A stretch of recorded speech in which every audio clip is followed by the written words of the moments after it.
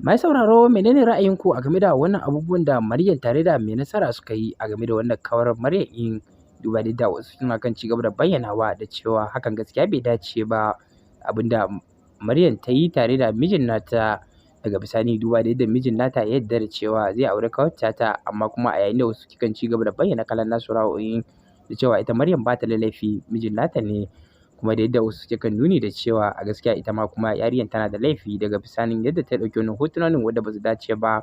To mai sauraro menene kalan naku ra'ayoyinku a game da wannan fasa auren da aka yi shin hakan da Mai Nasarar ya yi daidai ne ko kuma ba daidai ba? To mai sauraro in dai hakan daidai ne da mu so da ku bayyana mana kalan naku ra'ayoyin a comment section namu gaba ɗaya.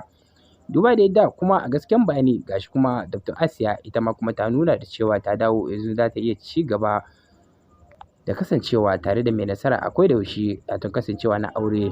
To shin cewa dan Allah mai sauraro tsakanin Dr. Asiya da kawar Maryam ɗin wacce ce ya dace ya aura?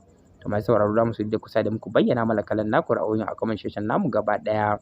Don haka mai sauraro dan Allah idan dai wannan kuma shine farkon ziyartar mu a wannan tashar namu mai albarka za mu so dan Allah da kusa da muku danna mana subscribe kana da alamar kararrawa kamar haka. Mun gode.